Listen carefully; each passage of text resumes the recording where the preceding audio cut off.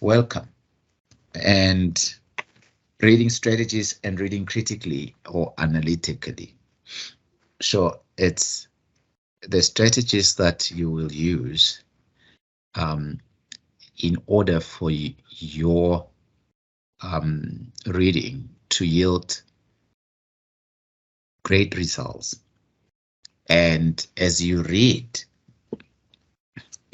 consciously, bearing in mind the way you are reading is taking you in a certain understanding of the text direction. So you are in charge of the destiny of your reading. And because of the strategies that you will employ, and also ensuring that those strategies are underpinned by critical or analytical reading of the text. And so the objectives thereof are defining what critical reading is, because when we read, it's one thing, when you read a newspaper article, it's fine, you are reading the newspaper article and you are going to get, of course, something out of that article. But how are you reading the newspaper article? You are having the study guide or a book that supports the content contained in the study guide. How are you reading that book? How are you reading that book? So does it help you? In which way does it help you? How are you reading that book? Does it help you? In which way is it helping you? So we want to define critical reading because it's one form of reading that perhaps needs to be foregrounded in this presentation to ensure that we as readers are not overlooking this important reading aspect of criticality. So we are going to define it and distinguish different cognitive levels of reading. What are the different cognitive levels of reading? There are levels at which a text is read, and apply those levels in text analysis. There are different levels, yes, of reading, and we also need to ensure that those levels are applied in text analysis.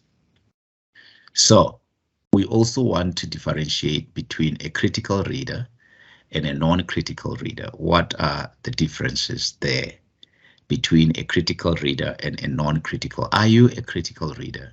Or having defined critical reading, does that perhaps define you as a critical reader, or does it sort of show you that you are a non-critical reader? And of course, when you are reading a text, you want to be reading it with a mindset that says this text is leading me in a certain direction or is positioning me to think in a certain way. It's not just an innocent information giving text. Yes, it does that, but then it is positioning or influencing your thought, your heart, to believe certain way, to say things in a certain way, or to think out in a certain way. So that is what the text is doing to us. So if we are reading and we are not realizing what the text is doing to our heart, we still yet to get into the space of reading it critically. So we want to promote critical reading of texts or books or study material or other things that are there. We want to promote that. All right. Then the other thing that I want us to do by the end of this presentation, not only are we defining critical reading, not only are we distinguishing the different cognitive levels of reading and applying them in text analysis, not only are we doing that, not only are we differentiating between these critical reader and non-critical reader, but we also want to identify or know the characteristics of a critical reader. How do I know that this reader is a critical reader? How do you know that you are a critical reader? What are the characteristics evident when you do your reading? Now, sitting on the other side of my world, I want you to think of this presentation or workshop in such a way that you are able to say, by the end of this workshop, will I be realizing myself as a student that will employ critical reading and analysis of a text or a reading material? Or will I continue with the practices because they are good enough for me, practices in the approaches that I am adopting when reading? So we want to get to that. Are you a critical reader? Are you an analytical reader? Are you showing characteristics of a critical reader? So we want to get through these objectives by the end of this presentation. I want us to really become, to a large extent, students who display the characteristics of a critical reader. You know, as we get into the articles that we read, are we reading them with a critical mind, or are we reading them with a non-critical mind? Are we noticing what the text is doing to us, or the reading material is doing to us? Are we critically reading the text, or are we just, going about the things that need to be done when we do the reading, the normal reading, like opening, turning the pages, so as I get as much information in as possible? Are we conscious of the text, of what we are doing, what the text is doing to us, or the reading material is doing to us? Now, why are you reading? Is the most important question. Why are you reading? You are a university student and you are given lots of reading material to do. So why are you doing that? I know you're reading to pass assignments and tests. That's a given. You are reading to gain knowledge, to gain information. We're reading to do that, to broaden scope of knowledge. We're reading to do that, to find out latest developments. We're reading to do that in the field that you are specializing in. You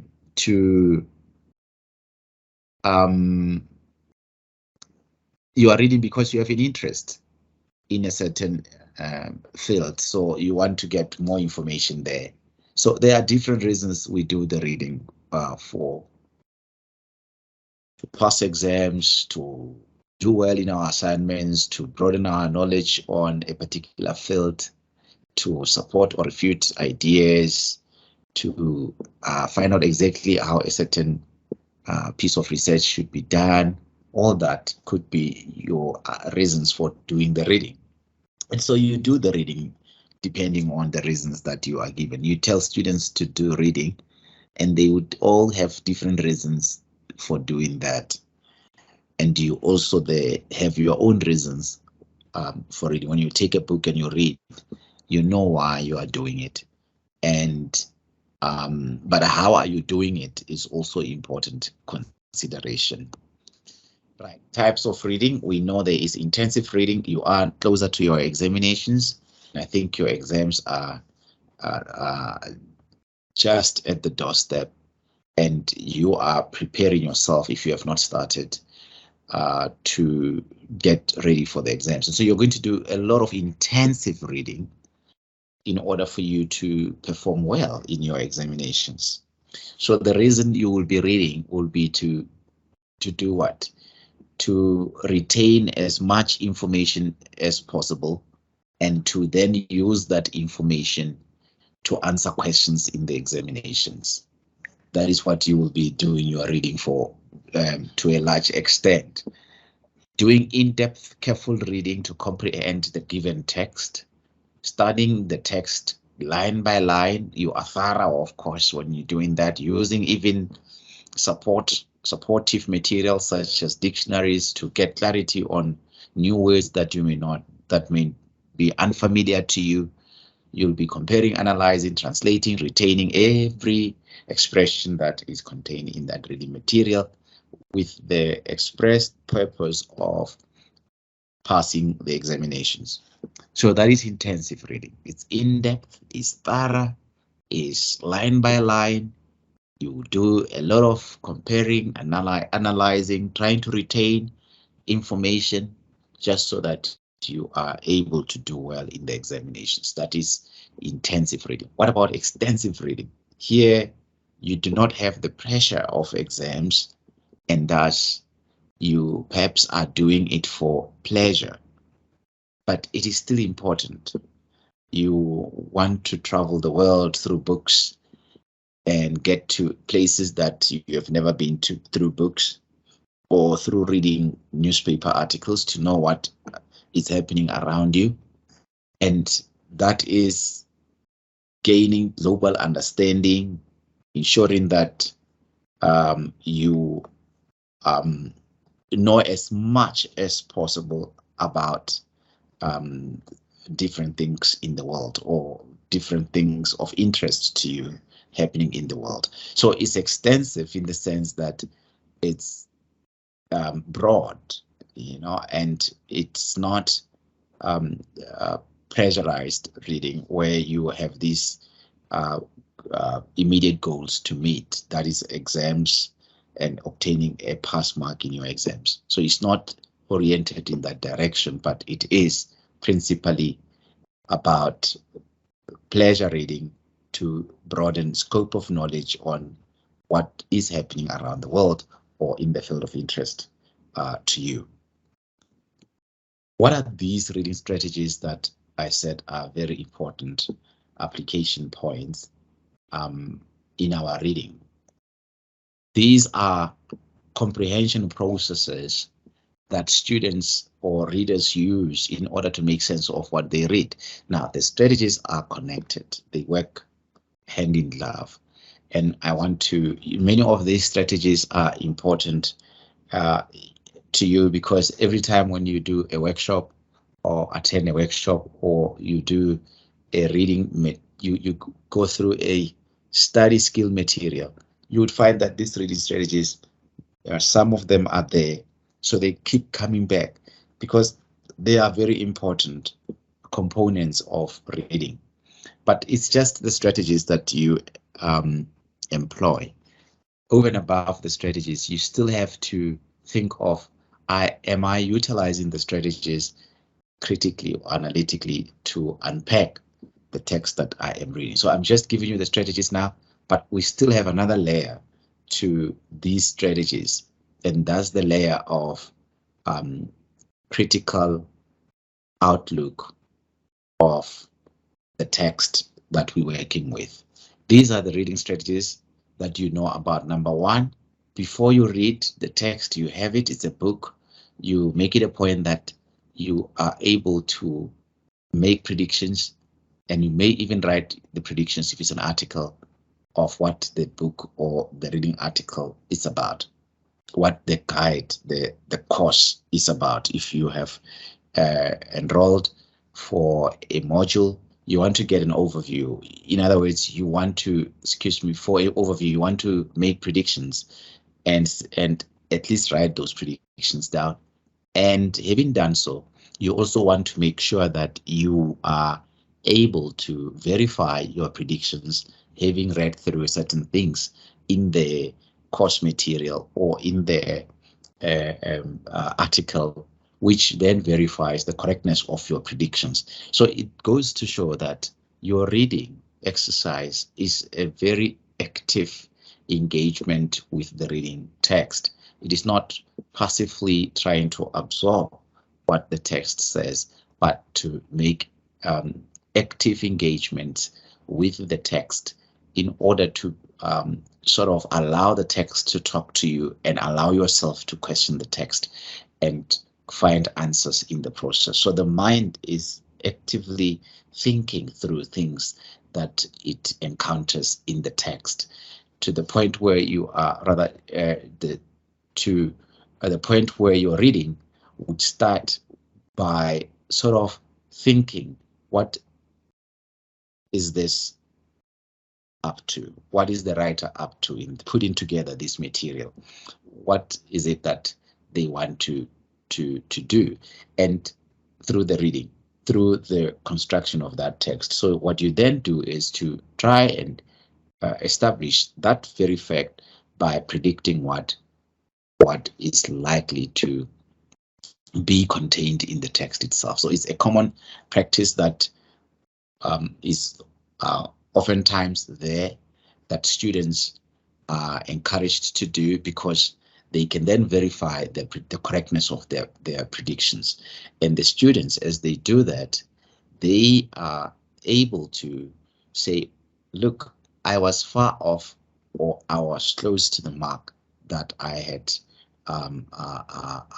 made, that I have set before even reading this, in terms of what to expect in the text. Then, of course, having made the predictions, we want to verify that. And of course, you can verify by gaining an overview of the text through a reading skill called skimming. So when you skim, you want to get the gist of the text. Now, when you get to that, now you are working actively now with the reading text, with the article, with the reading material. You're actively engaging, working with it to sort of get to a point where you are able to say, now my predictions are verifiable, and this is what I'm getting in support of what predictions I have made, or the prediction cannot be confirmed by anything that I'm getting from skimming the text. So you have that as a reading strategy. Skimming. You skim in order to get an overview of the text.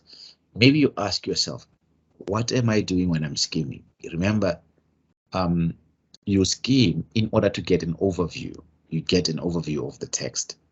You're not getting the details as such of the text, but you are getting the main focus of the text, and it should actually help you verify your predictions at this stage. Maybe again, you may ask, how do I do this particular exercise? How do I know that I have skimmed the text successfully and I can gain an overview of the text? I'm going to do something here just to get to just this very point of skimming a text in order to get what you need from the text, that which you need to gain an overview of the text. Let us look at something else which can help us do exactly that. This is part of my master's research project, and I hope you are able to see. Remember, I asked you to, we are working with the reading strategies, and we are skimming in order to gain an overview of the text, to get the gist of the text. I have 2 paragraphs, and I want to show you how to skim a text. Remember, you've made the prediction. What is this material about? But you are not sure if your predictions were correct or incorrect. But now you are verifying the correctness of your prediction. And By so doing, you want to start off by gaining an overview, the overall idea of what the text is about, or the paragraphs, or the material is about. And I have here these paragraphs that are here that are very, very important paragraphs for us to consider. Okay, so I highlight that first part and I highlight this other part here. Okay, so why do I do that? Remember, the paragraph structure is organized in the following way. You always will begin your paragraph by, especially body paragraphs. I'm not talking of introduction or conclusion. You begin that by doing something like this. You begin your paragraph by writing the main point of the paragraph. Okay, by writing the main point of the paragraph. So there will be a P there. That will be the main point. In other words, this P here stands for point, the main point of the paragraph. So you begin your paragraph with the main point. So that sentence, that very first sentence, is what we call topic sentence. Why? Because it carries the main idea of the paragraph itself, is the topic sentence. Right. So I write P for point because that sentence, that very first sentence, is the main point of the paragraph, and everything else in this paragraph will serve the purpose. Everything else in the whole paragraph here, everything else here is intended to do what? To support. It is intended to support the main idea of the paragraph. It's intended to support the main idea, support the main idea. You see, so every other thing that is now connected to that main idea is here in the main part of the paragraph. So all these sentences that follow the main idea are sentences that are intended to develop the main idea of the paragraph. They're intended to develop the main idea of the paragraph. Right. So if I read the main ideas of the paragraphs, it could be 5, 10 paragraphs in an article. I should now have an overview. I mean, I expect that this paragraph will be about the deleterious or harmful effects of washback, the harmful effects of the deleterious effect, the harmful effects of washback in narrowing the curriculum. The harmful effects of washback in narrowing the curriculum. It will be what this paragraph is about.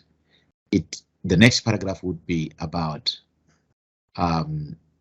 here that test design that largely uses closed question may produce negative washback. Okay, so tests that use closed questions. So showing how tests that use closed questions, not open-ended questions, but closed question, can have a negative washback, rather produce a negative washback impact on the reader. So it's not important for you to learn at this point what washback is, what it means. What is important is to note that the first sentence of each paragraph has or carries the main idea of the paragraph. And for me to be able to identify these first sentences as the carriers of the main idea, it would mean that if I say deleterious effect of washback, the harmful effects of using or the harmful effects on washback of using close-ended questions. So I have the negative effects of washback, and I have the impact of using close questions on washback. So I have those two ideas that are now ideas that I am working with in order to do what? In order to verify the predictions. So these ideas are able to give me the overview. So I'm going to say, okay, this text is about, this whole text is an attempt by the writer to do what? To show us or to explain to us the negative effects of using washback, number one, two, and what using close-ended questions, what using close-ended question could result in with regard to washback. So I have the negative impacts and close-ended questions used as part of washback. So I can see that now this whole article or this reading material or this section of the reading material is basically about the negative effects of washback and the use of some questions in harming the usefulness of washback. So I start realizing there that it's about washback. It's about learning or explaining what washback does, what the negative results of washback are, and what techniques the reader, rather the techniques that the writer uses in washback can be harmful or have harmful effects or results on washback, such as using close-ended questions as part of washback. So by doing that, by identifying the main ideas of each paragraph, I am actually skimming the text. Why? The main ideas of the paragraphs, they enable me to do what? They enable me as the reader to identify what the whole text is about. Why? Because when I read the first sentences of each paragraph, those sentences have the effect of giving me what each paragraph is about. And when I identify and separate these main ideas and try to put them all together, one by one, connecting them together, I am able to sort of make or draw a conclusion as to what this reading is about. And it's an active process, students. It's not a passive one. You can imagine when you have to go backward and forward in your reading to just try unlocking the text. It's not just reading as if it's a smooth flowing river. No, you go backward, you go forward, you go backward, you go forward, working with the text. Is an active process. And here I have a situation, students, of identifying the main ideas in the topic sentences, and having done so, now use those main ideas as perhaps a stepping stone into what the text is about, because they are able to give me the overview or the main idea of the text itself or the reading article itself. So it's important that you do skimming to gain the main idea. It is not the only way of skimming a text by working with the topic sentences. No, you also work with the headings and the subheadings. They are helpful hints on what the overview of, or rather on giving you the overview of the text, you know, so that you have that overall understanding of what possibly the text is about. And you can get to that point through doing these kind of things that I am talking about to this evening. Getting to the main set, rather getting to the topic sentences and what the main idea thereof are, main ideas thereof are, and how they connect to the subtopic or the topic that is provided, or heading that is provided. And all of that should help you gain ultimately the overview of the reading passage or of the article. So it should help you in that particular way. I hope that was helpful to some degree. Let's continue. I was working with you on scheming. So I've shown you how to scheme a text. We scheme by targeting the topic sentences in order to gain the overview of the text. And it's an active process.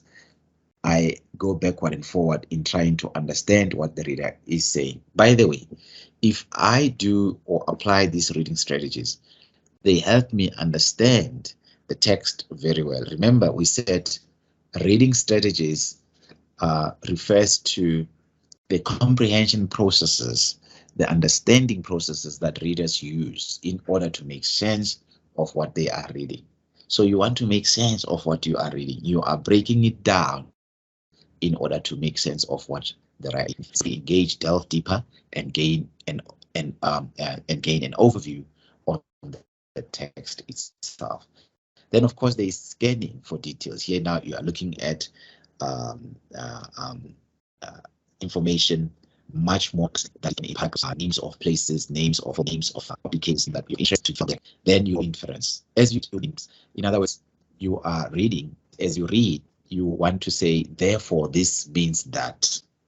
You want to give meaning to what you establishing. And the time you're also trying to say, therefore, if he says this, therefore, this is what is being suggested by the text. Although the information is not given on the line, it can be implied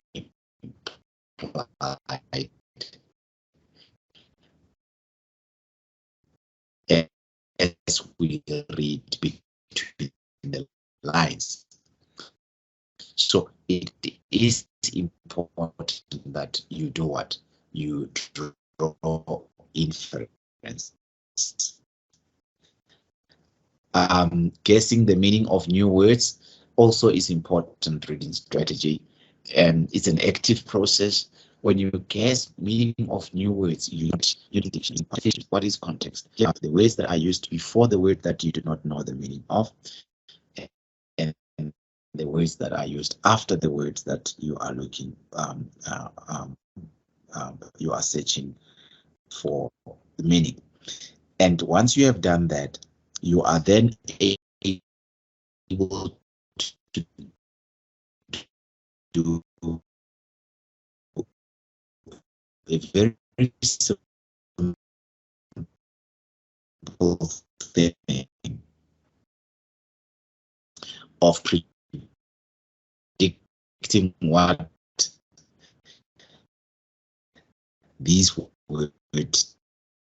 Now, self-monitoring is important because there you are monitoring your progress. Am I retaining as much as possible? Do I understand what reading? You are memorize what you are reading, you write it down. It's important as you read that you write things that you are reading using your own words, of course, because it's no use quoting what you have read verbatim, but it's important that you sort of show interpretation by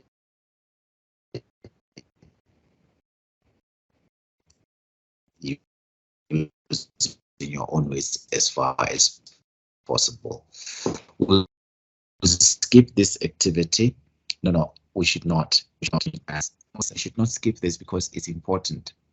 Now, I want you to read through the text that I'm going to put on the screen and write down your understanding of the text.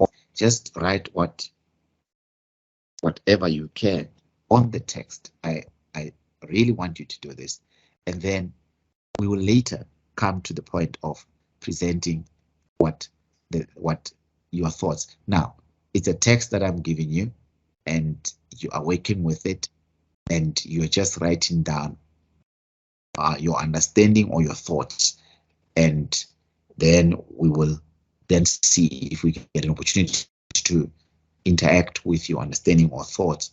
But before we do this, before we do all of this, I want us to start here. It's important that you do this. Just read through and write down what your thoughts or your understanding of the text is. And then we will see if we have time for you to present those thoughts or your understanding of the text. So let me share this activities. Okay, students, I hope you can see. This is the crime of, is titled The Crime of Bantu Education, Mortal Blow at the Most Vulnerable, Defenseless, the Child. Now, I want you to read up to here, to labor. Okay, so it's 1, 2, 3 paragraphs. Just read the first 3 paragraphs, these ones, up to here. I want you to read up to there. Remember, it is just to show your understanding of the information contained in those 2 paragraphs and your thoughts about that. Is what you are to do. Just that. You write those down, and I'm interested in those thoughts, in your understanding. Right. Once you have done that, we are then ready. Just keep that somewhere. I'll come back and ask that you share your thoughts with us. You should know the 3 cognitive levels of reading. That I mentioned earlier in the workshop. I said we need to know that when we read the lines. You know, you read the information is given there. It's there printed in black ink. And you read the lines, you read the words that are written on the lines. And sometimes the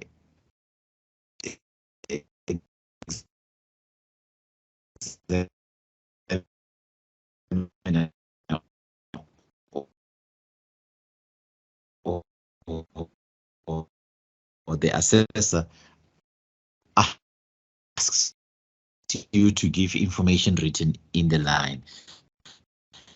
You just giving what you see on the line. See, this is what it says. So think you're reading those 2 lines, right? And I may ask you questions that require that you give me information that is given on the lines that you read. Okay, keep that in mind. But there are also readers who read between the lines at the level of between the lines. When you read between the lines, you move beyond reading the lines. The person says, right. The other important thing is to apply these 3-level reading, cognitive levels of reading the lines, reading between the lines, and reading beyond the lines. Think back to the text that you were reading. Was it between, beyond, or the lines? In that way, you are able to say, I am actually the reader of lines, or I am able to read between the lines, or I'm even doing beyond the lines when I'm doing my reading. At university, you want to really be able to move with fluency between these 3 categories or other levels of reading, so that you are not blind to between the lines and beyond the lines when you are reading. A person who reads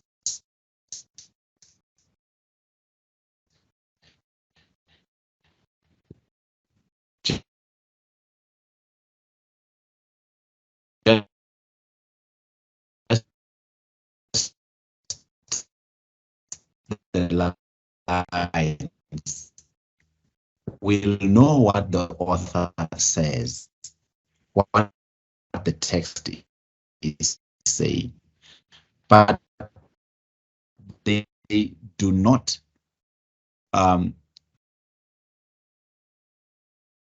ask what the writer means by what the writer says. They know what he says, and they will tell you. Probably you will tell us at the next part, you know what they're saying, but you're not telling us what they mean by what they say. You only start telling us what they actually mean by what they say when you read the lines and letting your lines, you are discovering differences. Now, this requires you need to think critically by those gaps are there, and in terms of meaning gaps, you work out the meaning yourself as you are reading, you know, and that requires critical judgment. That is what I thought you could do when you were doing those two paragraphs. But if I had no opportunity to listen to you, I would then be able to who only doing lines and who is doing truth and who is doing the paragraphs that you have read. All right. The other thing is at university, you want to really be doing between the lines and beyond the lines, because when you do that, you are beginning to think critically about what you are. You are not only concentrating on what the writer says, but you are sort of also looking into what is the meaning or the intended meaning of the writer here. And you're also looking into whether the text is good or not good. And you have read it and you are making judgment or passing judgment on the text. Critical reading is a technique for discovering information and ideas within the text. Here you become a critical reader when you discover the fact of the matter here is the students should discover. They should not rely on what is only on what is given. They should try and discover what is not given. All right. And this requires careful, active, reflective, analytic reading. Do you see that? It takes us back to the strategies, going backward and forward to try and really unlock the meaning, especially when you are working with articles and writing that essay. Careful, active, reflective, analytic reading is what it means. Now, maybe I should also share with you this slide because I think it's important. Students need to focus also on, as they do their reading, are they reading as code breakers, as text participants, or as text users, or as text analysts? You read those two paragraphs. Did you just break the code of the text? In other words, read the text and you listened to yourself read it and you heard yourself reading it and you know that now I can read those words. I know I can read those words, right? But then if you are a text participant reader, you are a text participant, here you now work on the meaning. It's almost like text participant is a level 2 reader, where you're reading between the lines. Here is what meaning can I make from this text? What does this mean? You are a text participant. You are participating in the text. Okay. Now, how do I construct my text to say exactly what I mean?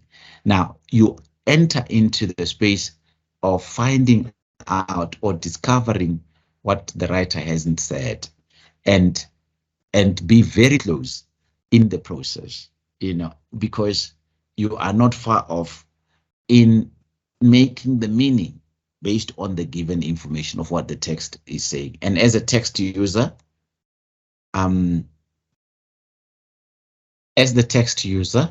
you're looking at what is my purpose.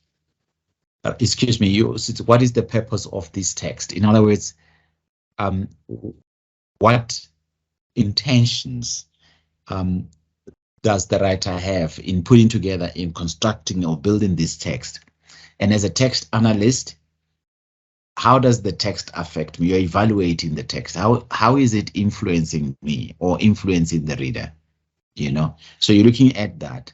How does that text influence you? Those two paragraphs influence you, or are intending to influence another person? So you don't read in silence that seeks to just know what the text is saying. You want to also ask for meaning. You also want to ask for purpose. You also want to ask for the impact what is the impact of the text on me, or what is the likely impact of this text on another person. You also want to read with those openings, those pathways open in our mind as we approach with an open mind the text that we are reading. Now, if you are a non-critical reader, this is what you're doing. You are satisfied with just what the text is saying. Okay, you don't go beyond that. You want to memorize what the text is saying. You don't want to go beyond that. You restate, you reproduce what the text is saying. It doesn't matter what is the meaning to you, but what it says is what matters. You want to memorize and just regurgitate or parrot, like a parrot, what the text is saying. Does it have meaning? It does, but are you concerned about that meaning? No. Doesn't bother me. As long as I have memorized what the writer says is fine. But if you are becoming a critical reader, you take it as that you want to reflect on what the text is doing to you. You want to think carefully on what the text is really doing to you, because you know now what it says. What are the influences of the text on you, the listener or the audience? Is it making you feel inspired, or making you feel a level of awareness, or is it making you feel dejected? There is an emotional response to the text, but also there's an intellectual response to the text. So what is the writer doing to you? Or what does the text do to you? So you're not satisfied with what it says only, but you're also wanting to know what the text is doing to you, inside of you. What is causing you to think? How is it influencing you in your thinking?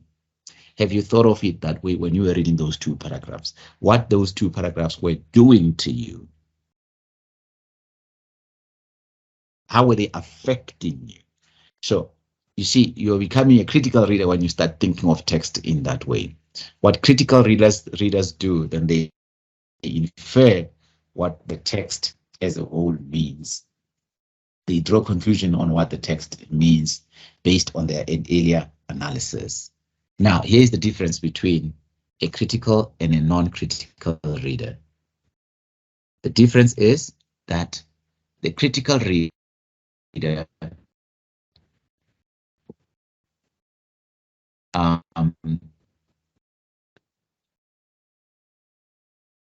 is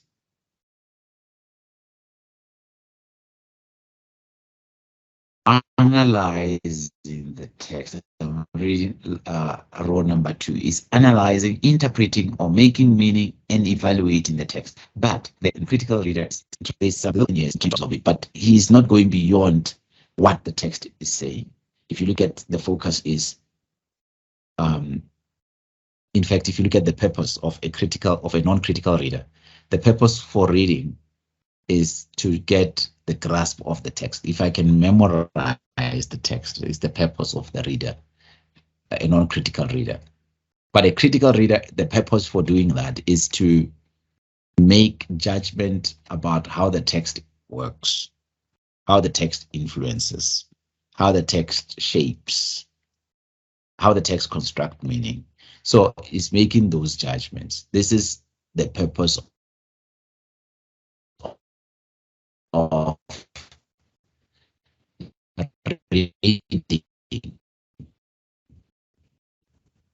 for a critical reader. But the activity that the non-critical reader is about, while a critical reader is not just absorbing, but is analyzing what they're absorbing. Is it good for me or not good for me? Or rather, the meaning of what they are absorbing. Evaluating the meaning of what they are absorbing. In other words, is it good for me or not good for me, or good for others or not good for them? The focus of the non-critical reader is to get what the text says, whilst the focus of a non-critical, rather a critical reader, is to know what the text is doing and what the text means. You see, so it goes beyond just what it says. The questions that the non-critical reader asks are, what is the text saying? Whilst the focus of a critical reader is, how does the text work? How is it argued? What are the choices made by the writer? What patterns, the patterns that result? What kinds of reasoning and evidence are used? And what are the underlying options? What mean text and the direction? The reader who is non-critical, they read with the text, whilst the reader who is very critical, they read against the text. In other words, the reader who is reading with the text is taking for granted that the text is right, whilst the reader who is reading against the text is questioning, interpreting its meaning to feel it in order to understand and question it. Right? Now, in response to the text, what does the non-critical do? They summarize the text. But the critical reader, what he does, he evaluates it, finally draws, he rather makes evaluations, interpretation of the text and describing what the text is doing. Okay, so I would have loved that we do this activity, but no, we can't. Here are the characteristics of a critical reader. So if we were to define at this stage what a critical reader is, it's a reader who reads between the lines, beyond the lines, a reader who knows what the text does, not only what the text is saying. It's a reader who reads against the text and not only with the text, right? Is the reader who evaluates, interprets the text, not just absorbing information that is given by the text. Characteristics of a critical reader. We know you are a critical reader if this reader is reading the text independently, is problem-centered in their reading approach. The reader is analytical and judgmental. They are analyzing and judging the text. They want to get to the truth of what the text is saying. The critical reader is very imaginative, creative, doesn't conform with what the text is saying. The critical reader associates with the best minds of all generations. The critical reader is an involving, participatory experience. You are participating in the text. You are not just passively taking in, paging through those different pages. A critical reader reads to remember, not to forget. All right. That's bringing me to the close of this presentation. Now think through your reading. Are you a critical reader or analytical reader, or are you a non-critical reader? You will just have to think through your own reading strategies that you are employing as you do the reading in your modules. I know that students late in the evening, they did not want to do activities, and so I avoid taking time to really have you do the activities. You don't find them perhaps relevant to your needs, but I respect that and I understand that. However, it is helpful to really be working with those activities to deepen our understanding of the material that is being presented. Now, students, that is basically what I had prepared in terms of critical and analytical reading of the texts, of the material that you are working with. Please do not just go with the flow. Otherwise, you will believe what you're not supposed to believe. Don't read against the text. Go in there with the mindset that says this text is intended to influence, is influencing, it is positioned, is positioned. This text has intentions, and the intentions are being carried out on me. I want to detect them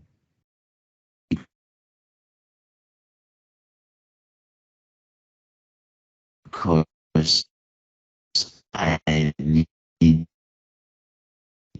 to. Don't be satisfied only with what information the text is. Go deeper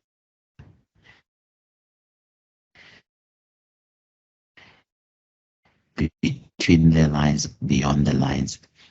Be a critical reader. Think of those lines, information in those slides to say, am I satisfied with only one? Can I tell someone to say, can I point each person that is actually for this or that generation or for this or that thing or two? We need students to do that. Being at universities to do exactly critical analytical reading so that you are not trapped into just absorbing and regurgitating one